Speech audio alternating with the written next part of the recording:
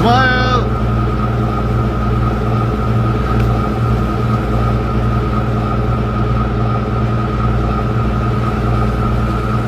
Wow. Guys, go away! You're gonna go inside to my net! Not to know! Move away!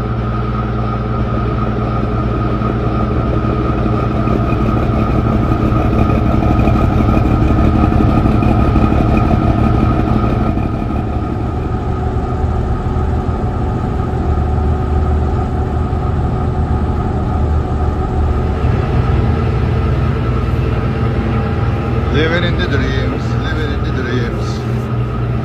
It's a beautiful morning again.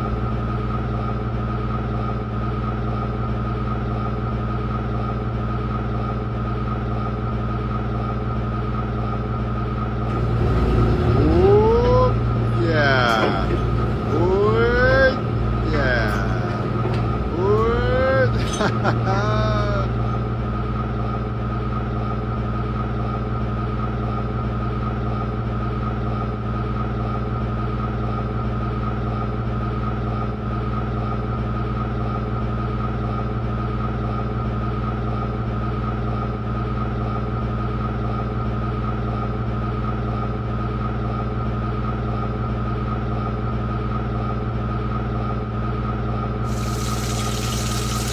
Good evening everyone. Hayırlı akşamlar arkadaşlar. So the fisherman has to eat something, yeah? So these ones that look at them, red mullet. My brother Greg said, I want red mullet, I want red mullet. I said, here you go, you duck. So we have got red mullet, and we have got Turkish salad, and we have got dafti squad as well, look here. We are going to enjoy, guys. We are going to enjoy the red mullets.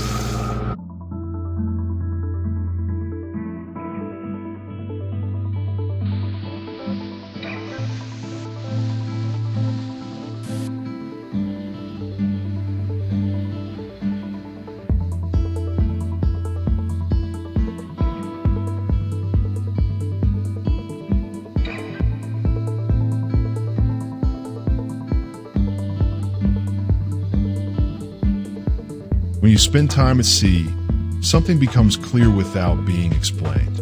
Nothing there is fixed. The boat moves, the water moves, the wind moves, even when you stand still. And somehow, balance comes not from holding on, but from letting go. Stillness is not the absence of motion, but the ability to move with it. Water doesn't argue with where it's going. It doesn't fight rocks, tides, or currents.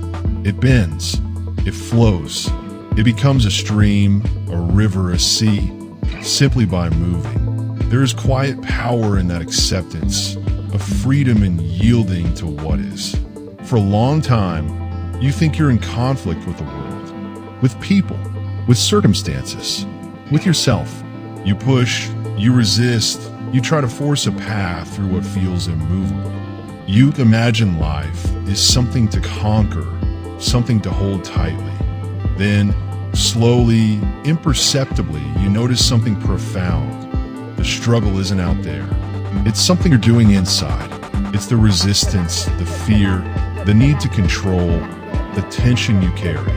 All along, you've been bracing against a current that wasn't even fighting you. And when that realization washes over you, even for a moment, you understand you are never truly being pushed. You were not struggling against the tide. You were not resisting the wind. You were being carried. The water held you. The current guided you. The world moved beneath your feet, and it held you steady. There's a gentle lesson here, whispered on the waves. Life moves. You cannot hold it, stop it, or demand it bend to your will. But you can move with it. You can surrender without losing yourself. In that surrender, you discover a strength greater than resistance, a peace deeper than any stillness you've ever known. So let go, float, trust. You are not alone, not stranded, not abandoned. You are being carried, and the journey, with all its currents and storms, is exactly where you were always meant to be.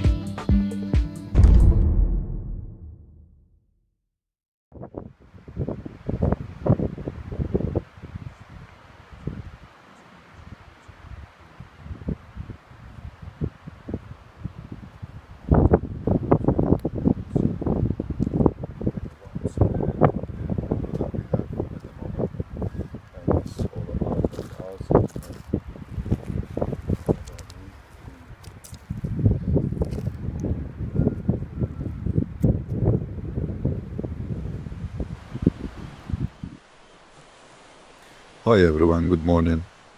I hope you are all well. And I hope everybody is happy in their life. Well, be honest with you, at the moment, I am trying to be happy, by the way, and trying to be positive in my life. It is difficult because I had a crewman on my boat and is there quit the job, and I am just one person at the moment. But anyway, I heard my couple of TikTok followers and YouTube followers, they want to hear my life stories about my childhood. Yeah, I didn't have a good childhood in my life because when I was a child, okay, I don't wanna tell about all my life stories, but when I was 6 months old, my mom, she was 23 years old, and she had a bad depression or something, and as normal, every woman when they have the giving birth and they do get will be the depression. So my mom had the same kind of stuff, and she's suicide. So I don't want to go that story, but after that, my grandma did look after me because I was 6 months old, and I had a two milk mother because I had to drink milk, and because I was a baby, So they did look after me. I have got two milk mothers, and I have got so many milk sisters and brothers. I have got, and after that, when I was before my mom died, I was ill, and they took me to the doctor, and doctor checked me. The doctor she was a lady. She had an accident and she lost her mother, her husband and her son. So she didn't have anybody. And she really liked me. When I was a baby, I was a small, pretty boy, they say. And after my mom died, the person came to my village, 1997, and he gave. She wanted to take me because when my mom died, she heard that and she came because she wanted to get me as a son, adopted, And she told my family, she told, look, you can see Irfan, you can contact Irfan, but only what I want to do, I want to save his life and he can have education. And because I live in a small village, this is a small village person, we don't have that education and stuff. But anyway, my grandmother told me I can't do that because Irfan is a gift from my daughter, so I will never give anybody the Irfan, So my grandma didn't give me to the adoption, and my grandma did look after me. And then when I grew up, and my grandma got sick, and I did look after her. She knew something was, special about me because I always care about my family and my friends and everybody, And that's the problem because I'll get damaged because people taking advantage. Never mind. And after that, I was grow up without mother, and my grandma did look after me. And I was 9 years old. I was sleeping my grandma, and I always thought my grandma was my mother. I find out my mom had a suicide when I was 9 years old. It is devastating for me, but at the end of the day, you cannot change it. It is what it is. So I had to learn live without mother. I used to go to see my friends and go to my friends' house and stuff, and my friends ask some stuff from his mother, I used to ask, I used to say, why I don't have mother, why? I used to get so sad and, so upset about this. But when you grow up, you find out yourself, because you get an adult and you do understand this kind of stuff. It can be happens. So my grandma did look after me, and I started going to schools and stuff. And I never ever had 3 pair of shoes in my life. When I used to live in Turkey, I always had 2 pair of shoes. One of them is working because we had the olives land. We have to go to olives land and pick the olives because I live in the west side of Turkey, beside the Greek, which is called the Bodrum. My town, my town is called the Muğla, and my city is called the Muğla. My town is called the Milas, and the Bodrum is beside the Milas, which is that's town as well. But everybody will know Bodrum, but people wouldn't know the Milas. That's why I'm saying that. And yeah, it wasn't easy life, but I always want to be a fisherman in my life, and I went to the fishing industry and started working in fishing industry. But before that, we used to go to pick the olives from olives land, and my grandma used to cook food, which is dry aubergine, courgette. You buy them cheap, and then you take the inside and you dry them, the outside, and in winter you can use them. So my grandma used to cook aubergine food, and I used to take it to our olives land, and lunchtime we want to eat. I opened the saucepan, and inside the saucepan maybe 10, 15 nuggets from the veg, and they're cooked because my grandma couldn't see properly, and they're cooked completely, and they stretched. We didn't have food to eat, we only had that food. So what we did, I picked all the nuggets, threw away from the food, and I eat the food. And now when I say this, people says, how? When you don't have money, when you don't have anything to eat, you have to eat, doesn't matter. But at the end of the day, it's just now people taking the protein drinks, and the protein drinks, 99% of the protein drinks is nugget. We didn't know that at that time. There's the most protein in the nugget. And after that, I become 14, 15 years old. And then I finished my education when I was 12. I didn't go to school because I had to work. And after that, and I find that when I was 15 years old, I find working at the fish farm. And started working at the fish farm. I worked there about 6-7 years. I became responsible from the fish farms and stuff. And because I'm a teenager, so I have to be responsible because I was 15 years old. I was looking after my family. I was working and I'm paying everything, So all my life I had the pressure to look after the people, because people did look after me. And it is not amazing life, but it made me who I am. I care people so much. And because of that, I do get damaged so many times, because people that drink uncooked milk, which is, you cannot trust anybody. The people's looking at your face and tells you things, and actually they lies to you. They don't tell the truth, The sad thing is, living in this country, there's so many people like that, and they just destroys you, But as I said, I worked in the fishing industry many years, and 2001 we had a big recession and we lost everything in Turkey. There's so many companies, so many fish farms are they destroyed, they bankrupt.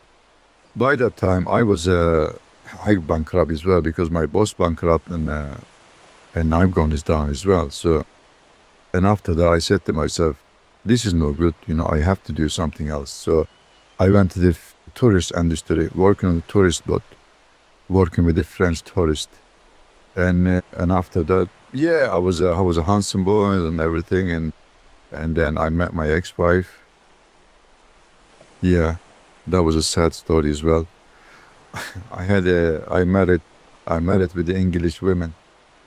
Even her name was like a queen's name, and she didn't have a good heart. She was so clever. Her IQ was so high than normal people, and she couldn't get on with anybody. And we married, and we had massive weddings in my country, in Turkey. We had 700 people in my wedding. My people, my friends and my family is 700 people. We had a wedding.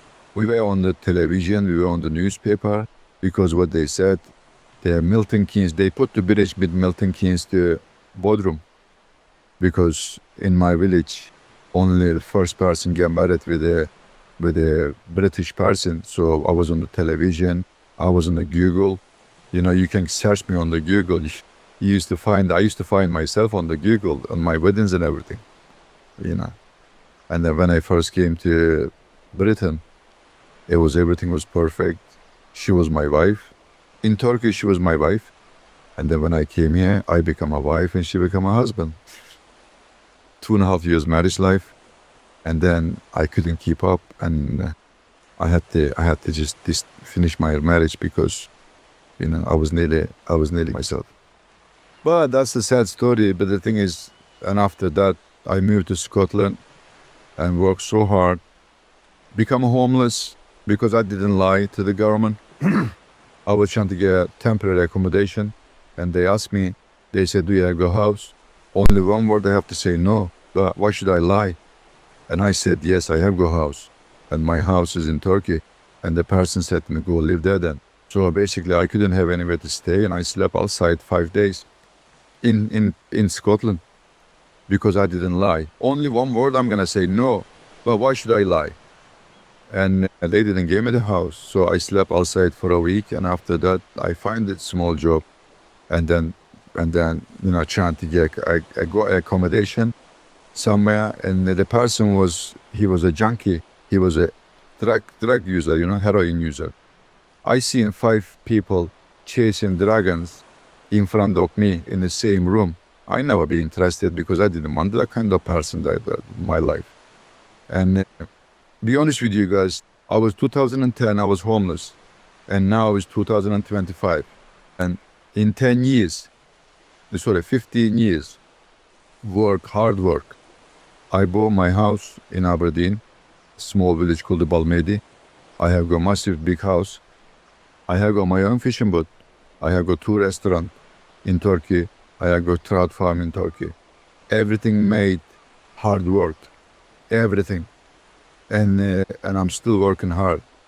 So this is about a couple of people who wanted to listen to my story, guys. And that's why I'm just doing it. At the moment, I have a beautiful wife, beautiful family. Everything is not perfect, but trying to be perfect. And working myself in Scotland, I have got my own trawler. It's called the Children's Hope, PD48. And at the moment, I'm trying to go on social media, and I can see lots of people interested in social media. So hopefully trying to do something on the social media, trying to show the people what we do at sea, and what is all about the trawlers, how they work and how dangerous the job is. I was trying to show the people like that. So hopefully people will interested in trying to give us support, and we can go higher if it's possible. So hopefully everything is gonna be okay. I hope you all guys will listen to this, and I hope guys you will understand hard work pays off good. Thank you so much for listening.